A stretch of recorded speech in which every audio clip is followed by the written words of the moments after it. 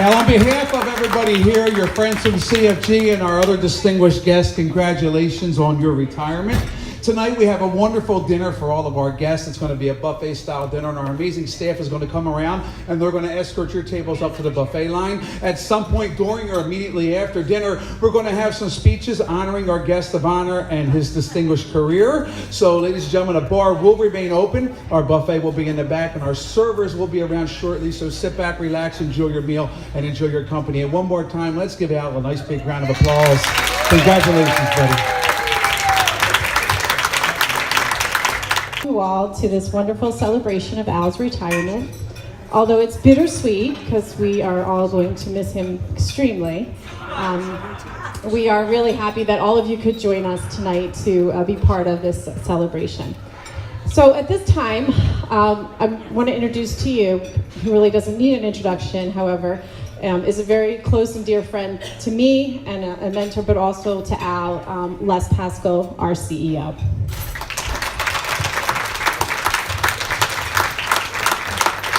Oh my, thank you so much for the applause. I wanted to, I think we ought to start out with a little bit of an announcement here. One of the things, Al, you need to know, and you've got to be touched by the fact that all these people are here, is that Jim and I decided to tell everybody before they came they would be assessed $40 a head for the dinner tonight. Jim said he just wanted to make sure people were coming for you and not for free food and alcohol. So this actually has some extra meaning. You know, looking around the room and all the folks here that are here to honor Al and to thank Al, again, has to be touching. But I feel like I ought to recognize some really important people.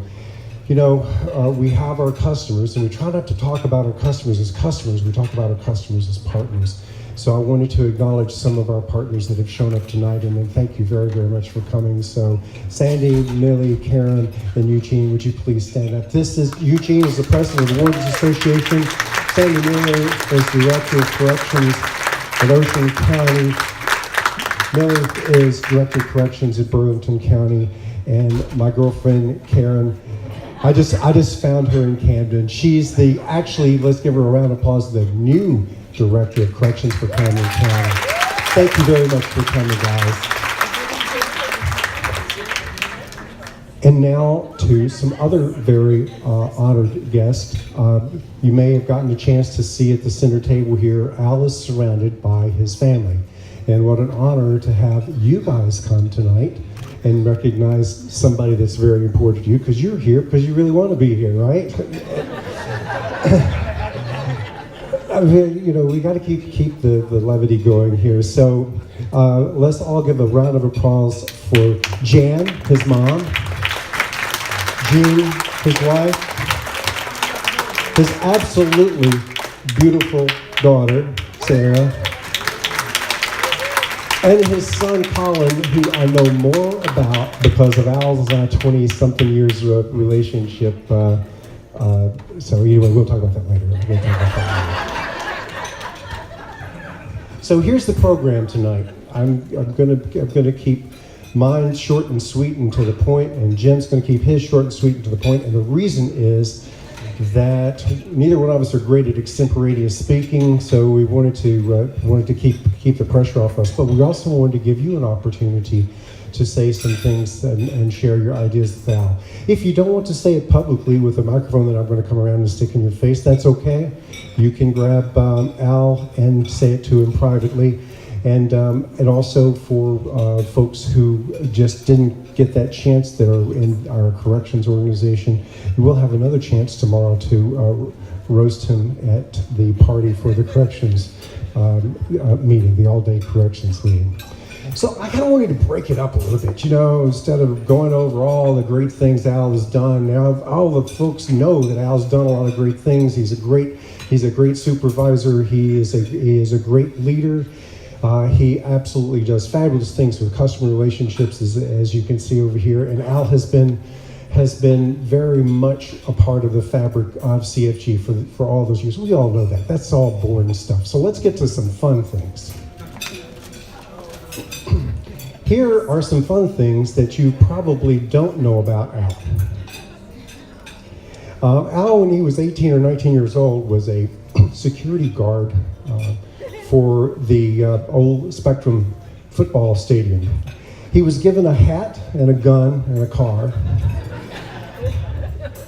God help us, right? A hat, a gun, and a car. And he did nothing but ride around making sure our football stadium that nobody wanted to attend because it's such a POS was safe. He got bored doing that. So he decided to break into the scoreboard control room of the facility and started experimenting with the controls in there. Anyway, he flipped on at 1 o'clock in the morning. I don't know if it was 1 o'clock in the morning, but it makes the story better. At 1 o'clock in the morning, he flipped on the scoreboard. The whole Eagles/Phillies scoreboard lit up, and he hit the same switch only to find out that was just the on switch, and he couldn't figure out how to turn off the scoreboard. How many of you folks know that Al is the thermostat Nazi at work? Look at these hands. Look at these hands. And you know what? You know, you go up to Al and say, hey Al, listen, can I have the key to the thermostat? No. Okay, well, I don't want to bother anybody. No, I'll do it. What's the problem? So he'll come around, unlock the thermostat, and fix it. Well, there's a reason for this. I just found it out tonight. His daughter told me all of his life, and her life, and her brother's life, and his wife have to deal with the thermostat being set at night at 64 degrees. That's as high as he will allow it to go. And it drops on down to 54 for a nice, warm, money-saving, cozy house home. Sarah says she's got burn spots on the side of her leg from just, getting up against the heater trying to get warm in the house at night.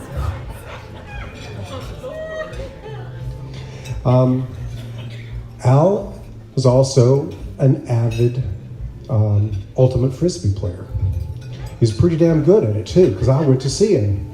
And I kind of wanted to, get a chance to play with Al, and I went to visit Al playing, and I'm thinking a bunch of other 38-year-olds, 40-year-olds, 44-year-old guys, just not wanting to give it up, and girls at the ultimate frisbee. And I look out on the field, and I was right about the 38, 39-year-old people. There was one, it was Al. I was wrong about the boys. It's mostly girls, and they were somewhere in the neck of the woods around 22 to 24 years old. Al was all the time helping them.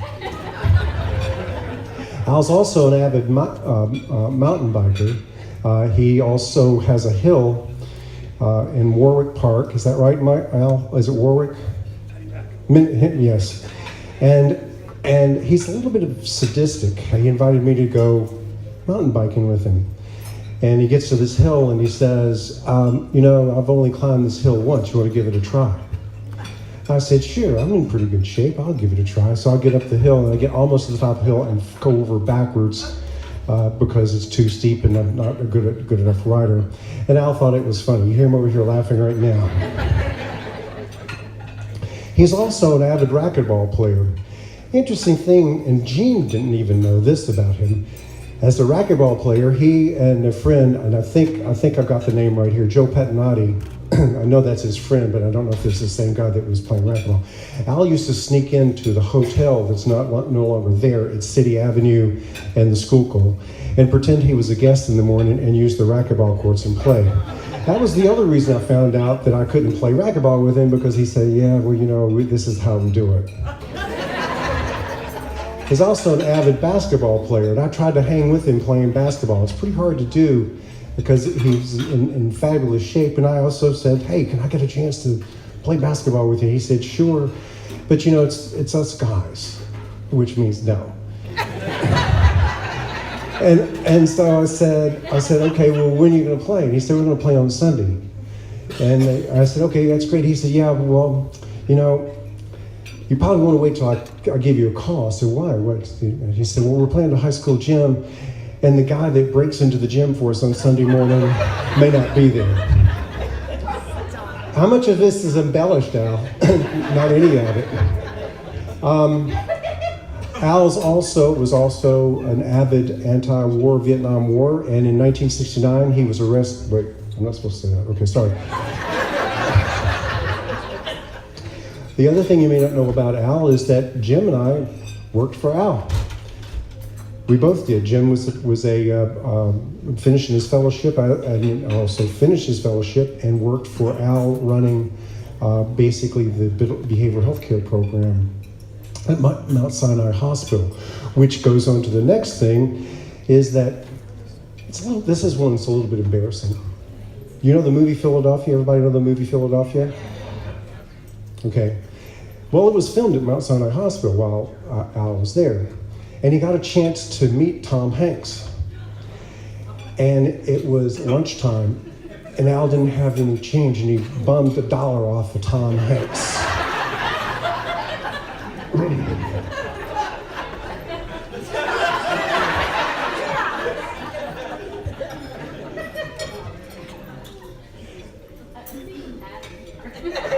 You do see a pattern, don't you?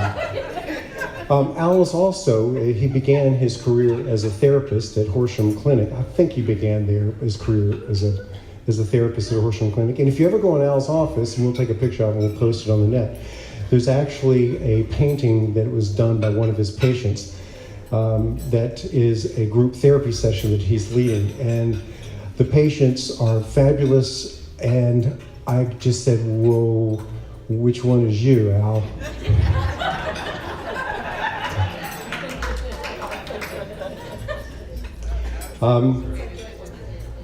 I will stop at that on the fun, embarrassing things about. Oh, okay, I'm not stopping at that. What am I thinking about? Al is also an avid hitchhiker. Of course, you can't hitchhike anymore,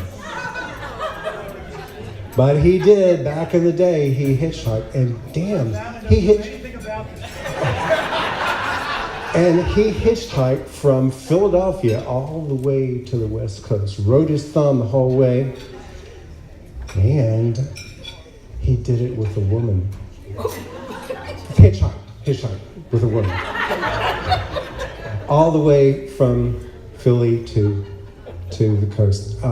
It wasn't Jean, just so you know. She pointed that out to me when I reviewed this story with her. Okay, enough funny, a little bit of somber stuff. You know Al Campana. We've got a long relationship.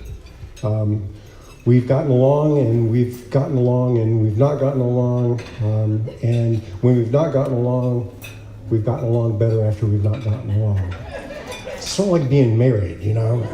you sort of learn from the fights and the arguments. One of the greatest attributes that Al Campana has is he is honest, and he is straightforward. You may not like what he says to you, but you can bank on it, and that's something he fundamentally believes. And in terms of what we do as an organization, as a part of our culture, we want to convey honesty and transparency, because at the end of the day, that's what we're going to be judged by, is the truth, and Al starts that way. The other thing Al does is he keeps Jim and me from jumping out of second-story windows when things go a little bit south. Not that we haven't kept him from jumping out of second-story windows. We absolutely have a few times. But when things don't seem so well, Al sets us down, and I'm reminded of those patients in that painting in his office. And I was having group therapy right there, group therapy of two. And Al is talking me down and saying, well, you know, I think we need to look at it a little bit differently. That kind of ability to strategize under tremendous pressure when it feels like it's all going to hell in the next 15 minutes, and strategize and kind of pull you off and let you think objectively is one of your other greatest attributes. And I will always, and look at his wife shaking her head. She knows exactly what I'm talking about, don't you? I will always remember you for. So I would like for everybody to give a round of applause for Mr. Al Campana. Take this job and shove it. Ain't gonna get no more. Okay, moving right along with the program here with that musical pause. Dr. Varel. Everybody, my good friend, Dr. Jim Varel. Who's thinner, me or him right now? All right, it's him. We know that. Okay, go with it. Okay, we've been having a bet for about a year. Well, actually, January 2nd is a year, I suppose, and he has beat my ass. But my ass is bigger, so I don't know. So, anyway, I guess I mean, obviously, I'm not as funny as Les, but you know. But I will say that. That Al and I have known each other a long time, and usually Al hates to answer my calls. It's pretty safe to say that most of the time he doesn't like to answer my calls.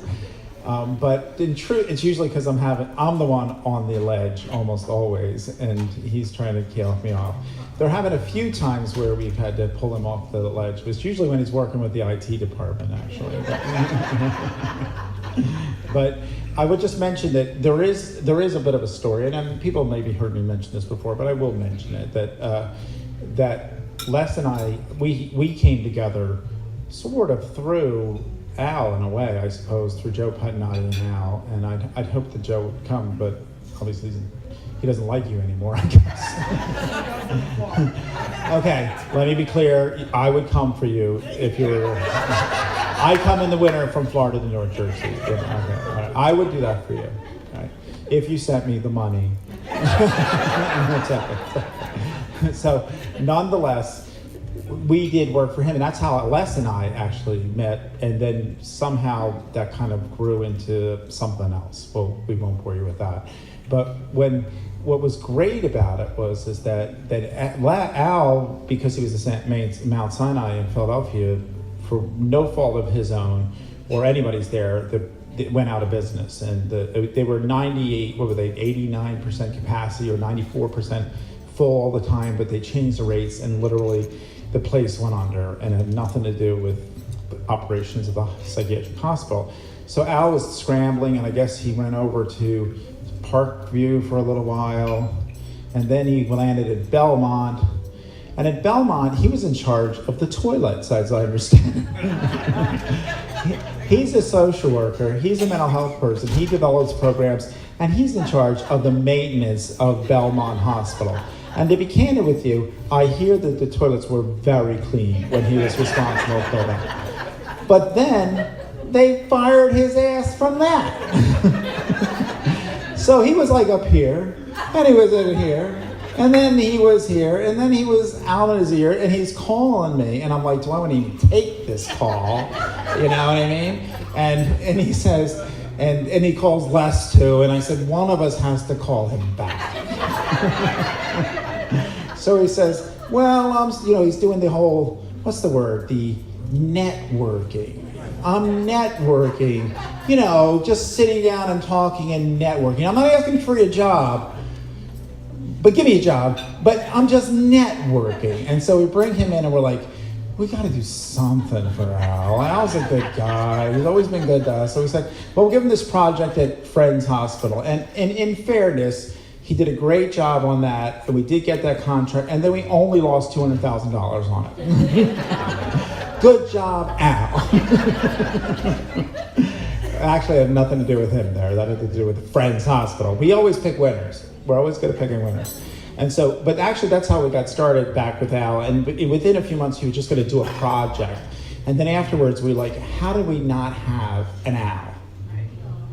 Within a very short amount of time. And then, of course, a few months later, and then we go, how the hell do we get rid of Al? Because he's driving us freaking crazy. Right. Well, Al has strengths and he has weaknesses. Some of his strengths are he's a very smart guy. And he's very analytical. One of his weaknesses is that he usually chooses at 12 midnight the night before something's due to decide to use that analytical mind, and then he stays up all night to figure out how to do it. Or he goes on vacation, and poor Gene has to say, why are you working on vacation? Well, I didn't quite get there, And so, but then the product comes up, and it's awesome, and it's great. And so he's often responsible for pulling us out of holes and salvaging things and getting us done. But, it is his strengths, and he used to be not very good at presenting. There was a time we went down to present, And I'm going to bring it up because this is a loved group of people for you, Al. But we went down to present to prison, PHS was it? CMS, Correctional Medical Services. And we went to this big, massive board. Boardroom was like almost this size, so wasn't it maybe a little thinner? Huge table. And Al had to do a presentation. And for whatever reason, I don't know if he has jet lag or whatever, but he could not say anything but for about 10 minutes. And it was painful. And I have to tell you, the whole group was sitting there going, we all were rooting for you, Al, to finish a sentence. The CEO of this massive billion-dollar company is going, but afterwards, I laughed my ass off because we had no idea what we were doing when we were down there. And we had no chance of getting the business anyway. But the bottom line is I laughed my ass off just because it was so uncomfortable to watch. And it was like watching a train wreck in slow motion. And nonetheless, he got better after that. And now he's really pretty good at it, but it's perfect because you're retiring. So you won't have to do it anymore. But he does. He's one of the things that I always have said to Al, which is Les had brought up, and I will mention, is that he is ethical to a fault, and to the fact that it cost me a lot of money because of that. I'll tell you right now. Okay, but nonetheless, I'm like, why can't we just bend the rule a little bit? And he'll just give me that look, that Al look that people want to know that says because it's wrong, and I'm like, not that wrong. You know? But the other thing he will do is he's extraordinarily honest. So we all messed up. This business was built on 1,000 errors and like 1 or 2 right decisions. I got to tell you, I mean, we didn't know what we were doing. We find out that we didn't know what we were doing by messing up big time and going, how the hell did we not know that? And then growing out of it, right? And so sure enough, though, Al would always be the one, I shouldn't have to tell you this. I don't want to tell you this, but I'm going to tell you this. And he would come directly to me, and I would have my meltdown. And if people don't know about this, I think there's a few people in the room that know. I could count, pretty much everybody here probably knows I have my meltdowns. And usually poor Al actually just accepts them and listens and then tries to say, now what are we going to do now? So bottom line is, I appreciate you taking care of me on my meltdowns, and I will probably be calling you anyway and telling you, assuming that you're responsible for the problem, and also the repair. Whatever it is, because whatever it is, he's also going to wind up fixing it, but usually, we break it and then we fix it again. So unfortunately, we just grown fantastically since we were small. We're much, much bigger, and for better or worse, that's lost some of its personal touch through the years. And I could think about people here that I used to spend a lot of time with and I don't really spend much time with. And, and I'm not going to name some of them, I know who they are here, and I miss that. But what I do know is that Al and I, I still call him at 10 o'clock and he still doesn't answer my calls, but I still call him at 10 o'clock. And I guess I'll probably do that going forward. And I don't really want to face that he's not going to be there. And so I've already told him how many consulting jobs we have for him. And I think Al's most afraid that he's going to leave and we're going to fail miserably, because that's possible. No.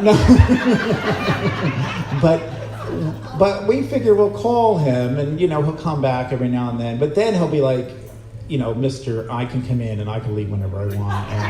And I'll be the consultant. Like we've always joked about the consultant, right? Who comes in, tells you what they want you to do and smirks the whole time and then says, but you go do it, right? And so I have a feeling that he's going to enjoy being a consultant for a while. And so I think it's obvious that I have a great feeling for Al, and I did kiss him a minute ago, but I didn't use my tongue, so I think, but Matt's here, so please do not come. Matt, our human resources person, is not here, and so is here, but please give me a pass on that. And it wasn't in his ear or anything, and I do really, I wasn't on a text, and it's not on a text, Matthew. But I do thank you for everything, and I do think that we're really one of my closest friends, even though I don't know that you think that me, because you usually want to kill me. But if I want to blow off steam, or nearly I am ready to jump off, I can go to you, and frankly it is, it's going to be hard to not have you to, like, yell at and stuff like that, but thank you very much. And so I think I'm gonna hand it back to Les, who's finally saying shut the hell up, and I think we're gonna open it up to other people.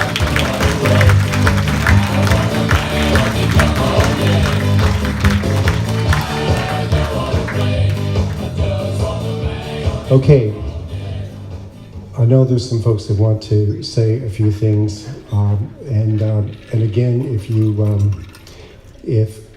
don't like giving up the microphone, that's fine. You can tell Al privately. You totally get that. But I've been told that there were folks that want to say some things, and then we're going to let Al say some things, and then we're going to do a presentation. So, show of hands of folks who like to. Oh my goodness!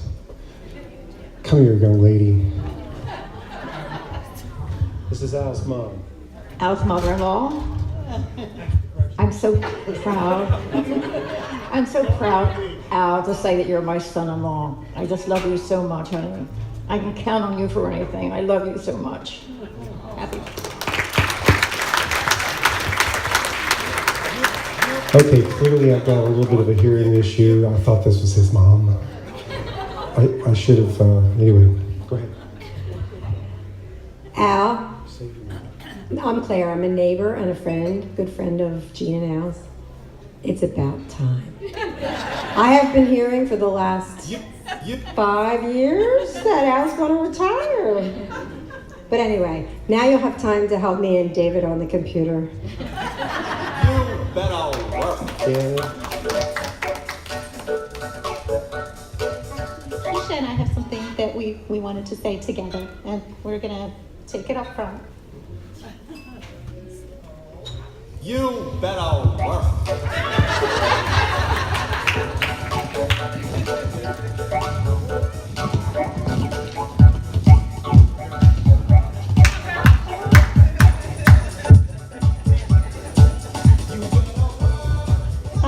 We'll be short.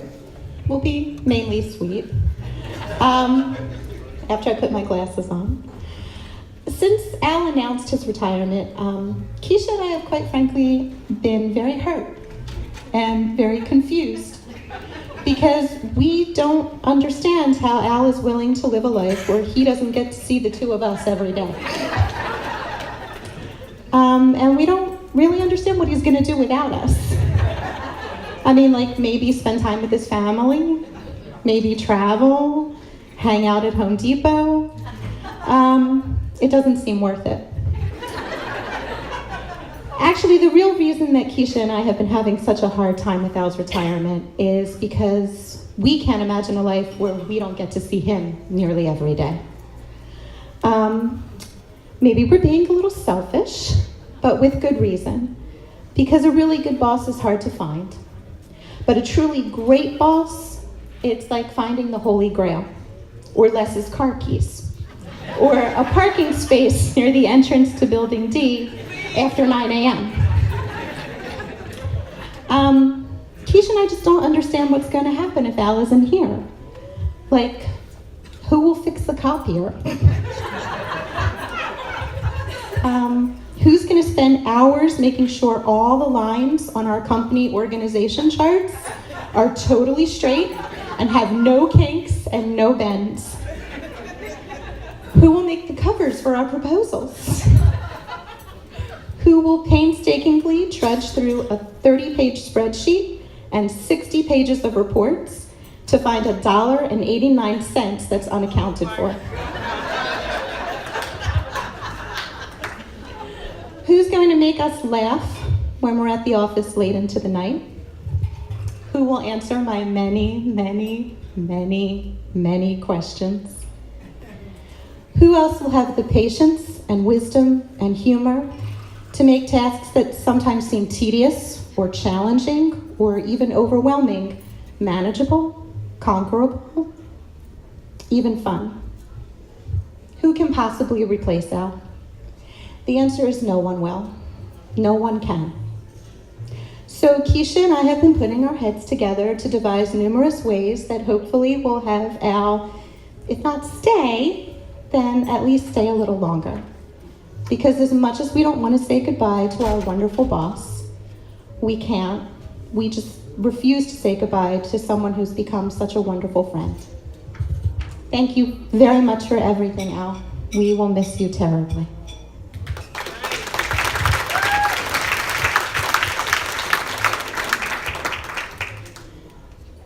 This is what comes to mind when I think of Al. When I found out that I would be assisting the COO, I knew what the title Chief Operating Officer meant, but I didn't know that that would mean he would be someone I could confide in, someone who could solve many different problems, or that you would be a mentor to me. You are never at a loss for words or jokes. You are an amazing boss, one of a kind, and I struggle to think how anyone can take your place or have a greater impact on my life than you have over the past 4 years. We will miss your guidance and your mentorship, and things just won't be the same without you. But we are happy that you will be relaxing and you will be stress-free. We promise not to call you too much unless the printer breaks. Thank you.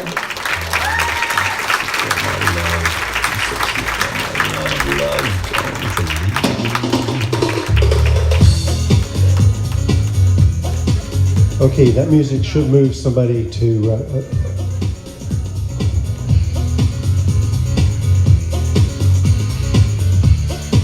What did you guys do to have to sit over here?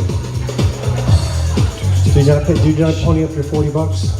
It's called coming late. Okay. First of all, I want to say I think I'm a good friend of Al's. At least I was before I'm about to what I'm saying. I realize that you are the CEO, I'm sorry. I have no idea how in the hell this man has a company car. Has anybody ever driven with Al?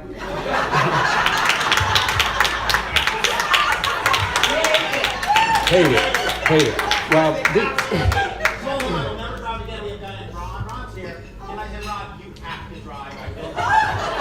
absolutely. Well, it's pretty hard to do when you're. Can I say something? Absolutely. I fall asleep when he's driving. Good for you.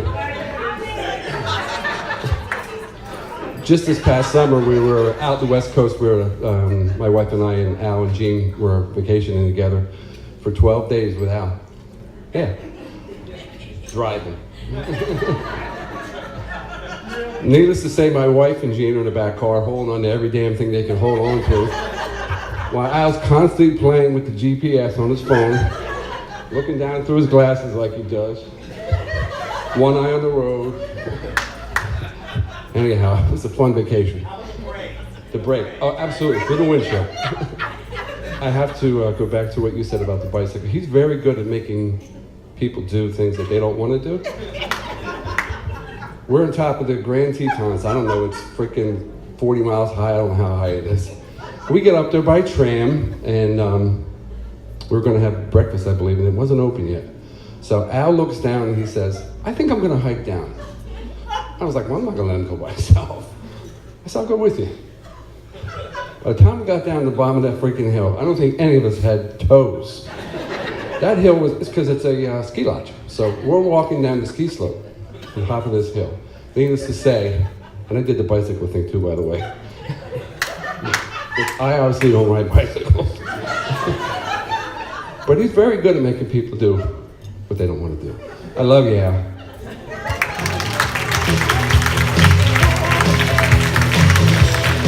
I do need to say that in the 11 years that I've been here, through better or worse, Al has been probably the greatest boss I've ever had. I do mean that sincerely, and that's all I really need to say. Thank you.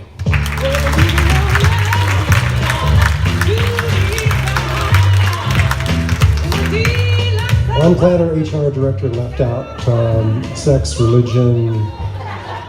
We did get politics in there, though, so I guess that's okay. There's no political harassment rules. Others?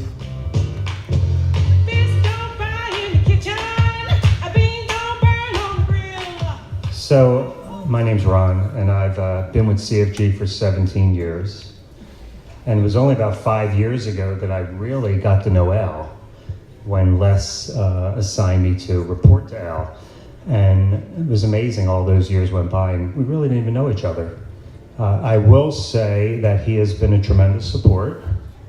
We can go days and weeks without talking sometimes, but I know exactly when I need to call him, and he'll usually have the answers I need, or at least be able to listen and problem solve.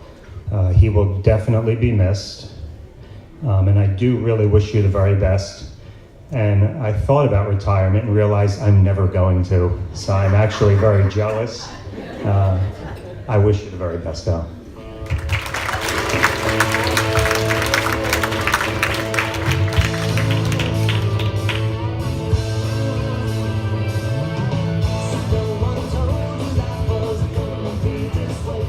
I was told to say who I am and what I do. I'm Denise Rahaman, and I work for Al in the Corrections Division of CFG. Al and I had a rocky start. He's very, very passionate. And in one of our very passionate meetings, I sat and I looked at Al, and I'm tough, but I don't usually scream. My voice doesn't carry. And Al got Al-like, and I sat there and I looked at him and he said to me, Denise, it's not personal. And I said, I know, Al, when you start, I don't hear what you're saying. And from that day on, I kind of kept my distance because I was afraid of him. And then Sandra Vargas left, and Al and I were forced to be in closer proximity, physically, because our offices were next to each other, and working together. And he has mentored me. He has changed the way I think. I don't react as quickly. I'm a little too quick for him sometimes, but I think more before I do things, and I'm not gonna cry. I will miss him, and I am truly happy that he's on the other end of a phone and I can do this and say, I need to know, can you help me with this? Al, thank you for everything, and I will truly miss you.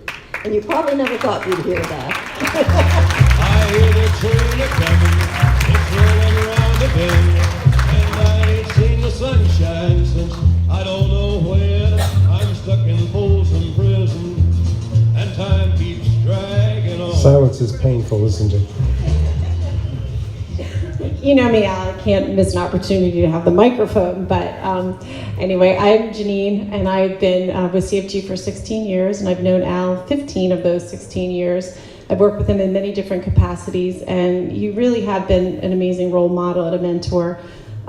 You're very kind, genuine, passionate. You've helped me through some very difficult times. I don't even know if you've realized how much you've helped me in your own special way. And I am getting that red dress, and that's a personal joke between Al and I. And I am going to miss you terribly. So my best to you, and I know Gene will be so happy to have you home for a little while, and then you may want to come back. So my best to you, and you will be truly missed.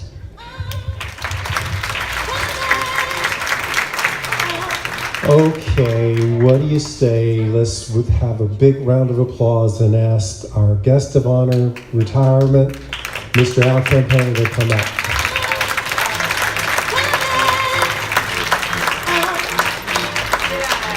Oh, Jim, okay.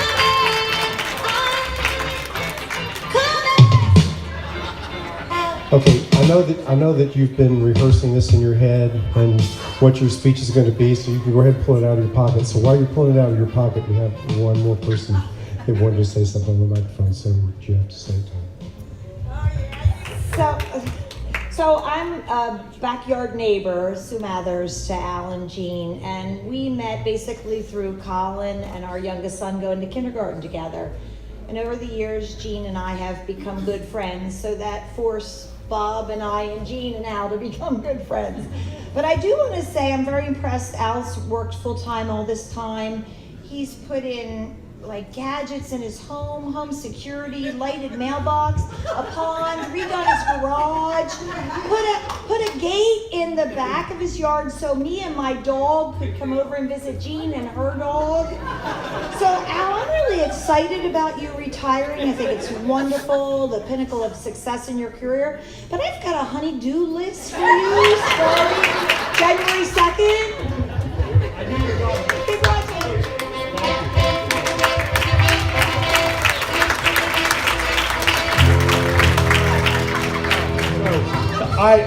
I'm really overwhelmed by all you folks that came out here on a weeknight in this cold weather in the traffic. It's very humbling. And what I'm about to say next, it just makes it that much harder. But I've decided not to retire. I'm sorry, Denise. Ken, are you still here? I'm sorry, but it's just the way it is. No, seriously, this has been an incredible experience. I could spend a lot of time just countering the historical fiction you heard. For example, Les invited himself to ride with me, borrowed a mountain bike. Yeah, he didn't do so well. And then we went out again, I think it was the very next week, and he had a $1,500 mountain bike. And eventually became a better rider than I. And Les has got more, Les should be the one retiring. He's got more hobbies than anyone in the world. Anyone in the world. I mean, name a hobby, he's done. He's a diver, he's a photographer, makes mandolins, golf clubs, very good golfer. But you need to know, he's very, Les is a very, gracious guy. He's, good guy. He's very competitive. You don't know how competitive he is. We would go to the gym together, and he'd be on the elliptical next to me, wanting to know my settings, wanting to know what the heart rate was, right? Okay. You don't have to admit it, but that's true. He's a very competitive guy. And Jim is, Jim's, as we all know, Jim's a character. I do take umbrage to that characterization of that meeting with CMS. Remember, we went to this big company in St. Louis. We flew there together. There was no plan about what was going to be said. And then in the lobby, Les says, "Al, you do the history of the company." Okay, so that's how that went down. That's true. That's true. But that's how I was indoctrinated in the company. I have to say I've never worked anywhere where I've done more different jobs than with CFG. I mean, I found myself after over 15 years not doing any clinical work, being the program director at Friends Hospital's adolescent program, and that was a trip. But it was fun. It was challenging. Jim was there as the medical director. I've helped bring the company sailboat to its last resting place.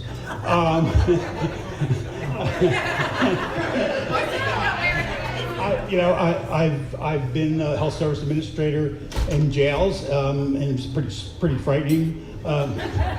I put up pictures. I've changed light bulbs in the bathrooms. See? Shades. You put up shades. I did. I don't remember that.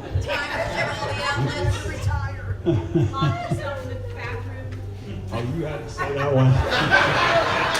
The lock broke. Not my bad. Come on. Anyway, it's really being fun. I sat in a boardroom at Cooper Hospital with the most powerful political power in South Jersey, and witnessed that person telling Jim to get the F out of his boardroom.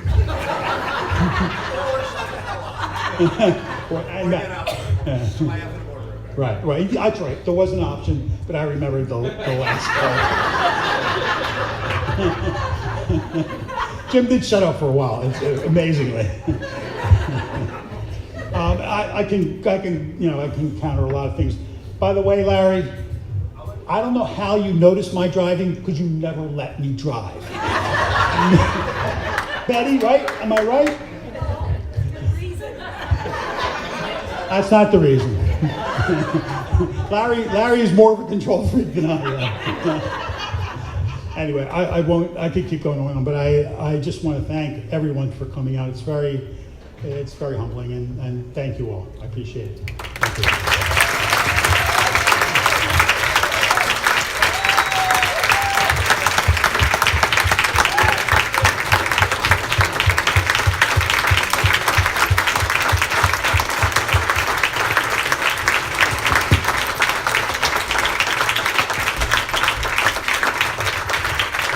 Okay, no retirement would be complete without a gift. So Al, stay up here, my friend. So Concerning my driving, you know, I expect to drive. does anybody notice how Al hates to be wrong?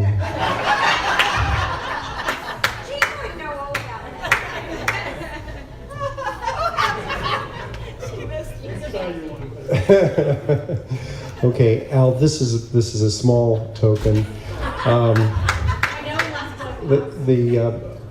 Yes, candy on his table does not last very long. This is about a half-day supply. And something a little more substantive, Al, from us all, and thanking you for. So yeah, you can open it. Yeah, you can open it. Yeah, one of the things I also will miss about CFG is all the swag. I'll send you some periodic. I have a CFG flask. No shit. I'm not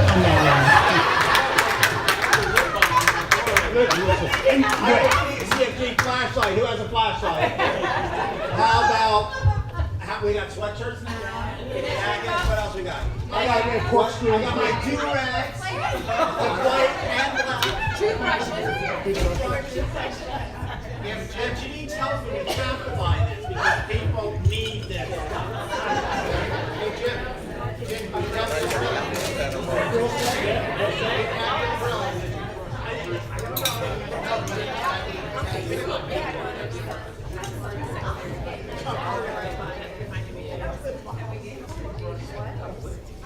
Hey, Al, it's a spoiler. It's Donald Trump.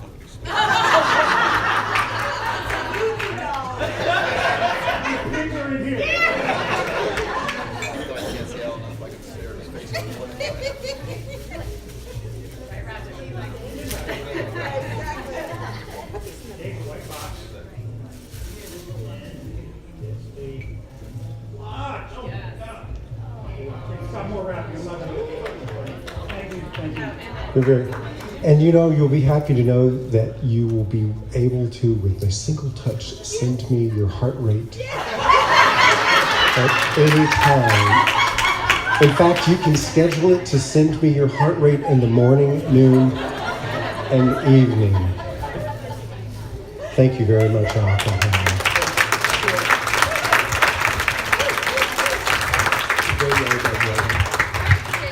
Ladies and gentlemen, that concludes our little ceremony and roast. Let's give our guest of honor, Al, one more big round of applause. Al, on behalf of everybody here, we wish you nothing but the best in retirement, all your future endeavor. All right, ladies and gentlemen, we're going to stay here. We're here till at least, oh, we got more? Oh, man, all right, I'm coming. So Al got all the presents. But Jean, this is a little something from us. You spent at home by yourself, like you worked hard on our RFPs and our projects. So thank you. All right. Behind every great man is a wonderful woman. Let's give her a nice big round of applause as well, please. All right, I do believe that now concludes our ceremonies and honoring our guest of honor. We're going to be here till 9 o'clock. Our staff is waiting to take care of all of your needs. Help yourself, mingle, and have a great time as we celebrate with Al on his retirement. And one more time, let's give him a big round of applause.